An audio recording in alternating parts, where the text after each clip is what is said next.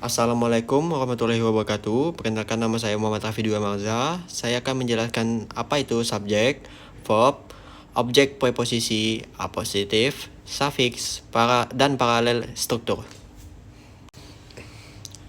Subjek atau subjek adalah bagian dari kalimat yang menunjukkan siapa atau apa yang melakukan tindakan atau menjadi topik utama kalimat tersebut. Subjek biasanya berupa kata benda, noun, atau kata ganti, pronoun, dan memiliki peranan penting dalam kalimat. Berikut adalah penjelasan tentang jenis-jenis subjek. 1. Noun, kata benda. Noun adalah kata yang digunakan untuk menyebutkan nama orang, tempat, benda, atau konsep. Noun dapat berfungsi sebagai subjek dalam kalimat. Contoh, the book is on the table. Subjeknya the book. Yang kedua, pronoun atau kata ganti. Pronoun adalah kata yang digunakan untuk menggantikan noun dalam kalimat. Pronoun dapat berfungsi sebagai subjek dalam kalimat. Contohnya, he is going to the store. Subjeknya he. Yang ketiga, ground. Ground adalah kata yang berakhiran ing yang berfungsi sebagai noun. Ground dapat berfungsi sebagai subjek dalam kalimat. Contoh, reading is my favorite hobby.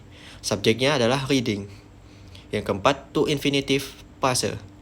To infinitive frase adalah frasa yang dimulai dengan kata to dan diikuti oleh kata kerja dalam bentuk infinitif.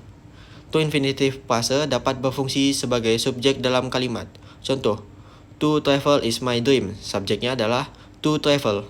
Yang kelima, noun clause atau klausa benda. Noun clause adalah klausa yang berfungsi sebagai noun dalam kalimat. Noun clause dapat berfungsi sebagai subjek dalam kalimat. Contohnya, what she said is true. Subjeknya what she said. Noun clause biasanya dimulai dengan kata-kata seperti what, that, who, atau which, dan dapat berfungsi sebagai subjek, objek, atau pelengkap dalam kalimat. Verbs atau kata kerja adalah kata-kata dalam bahasa yang digunakan untuk menunjukkan tindakan, keadaan, atau peristiwa dalam sebuah kalimat. Kata kerja adalah bagian penting dalam kalimat karena mereka memberikan informasi tentang apa yang subjek lakukan, menjadi, atau dialami. Tanpa kata kerja, sebuah kalimat tidak akan lengkap dan tidak akan memiliki makna yang jelas.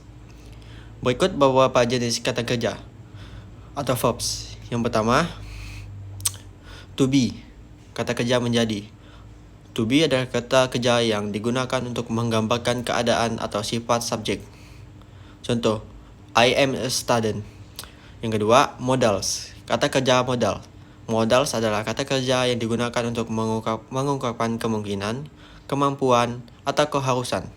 Contohnya, I can speak. Yang kedua, could dapat dalam bentuk lampau. I could speak English when I was a child. May, boleh. You may go home now. Yang ketiga, action verb, kata kerja aksi. Action verb adalah kata kerja yang menggambarkan aksi atau kegiatan yang dilakukan oleh subjek. Contoh, run, jump, read. Yang keempat, has, have, had, kata kerja memiliki. Has, have, and had adalah kata kerja yang digunakan untuk menggambarkan kepemilikan atau hubungan antara subjek dan objek. Contoh, has, she has a car. Have, they have a house. Had, I had a bike when I was a child. Yang kelima, do, does, did, atau kata kerja bantu. Do, does, dan did adalah kata kerja bantu yang digunakan untuk membantu membentuk kalimat interrogatif atau negatif. Contoh, do you like coffee?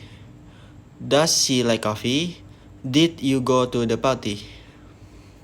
The object of preposisi adalah kata atau frasa yang mengikuti preposisi dan menunjukkan hubungan antara kata atau frasa tersebut dengan kata lain dalam kalimat. Contohnya, the book is on the table. Objek preposisinya adalah the table. She is sitting with her friends. Objek preposisinya adalah her friends. The city is located near the river. Objek dari reposisinya adalah the river. Dan masih banyak lagi contohnya. Objek preposisi dapat berupa kata benda, kata ganti, atau frasa yang berfungsi sebagai objek dalam kalimat.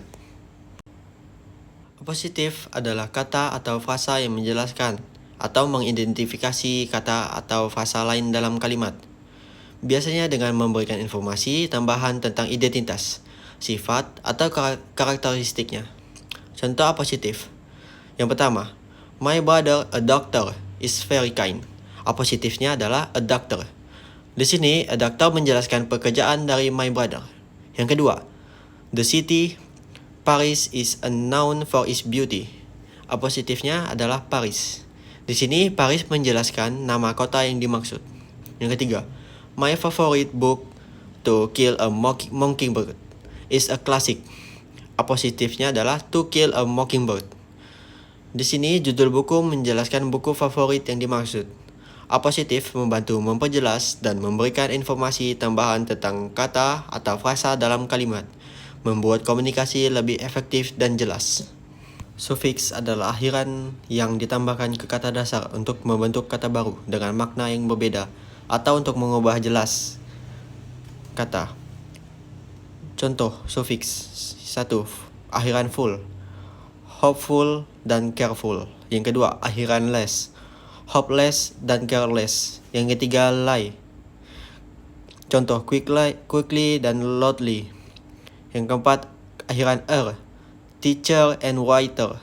Yang kelima, man, development dan government. Fungsi sufiks. Sufiks dapat digunakan untuk 1. Mengubah kelas kata. Yang kedua, menambahkan makna baru pada kata dasar.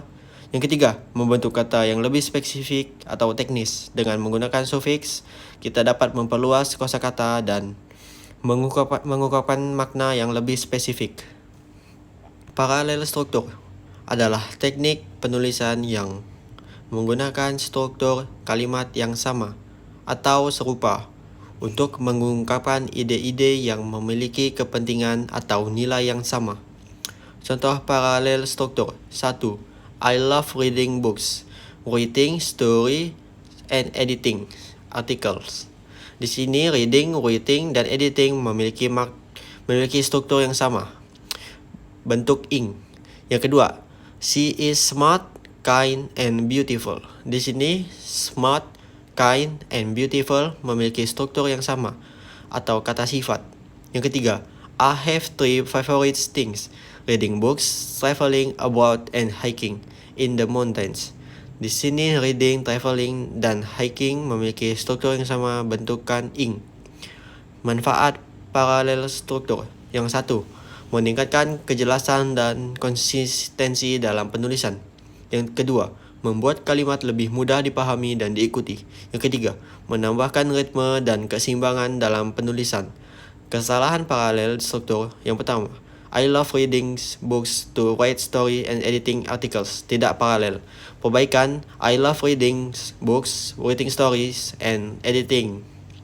Dengan menggunakan paralel struktur, kita dapat membuat penulisan yang lebih efektif, jelas, dan menarik.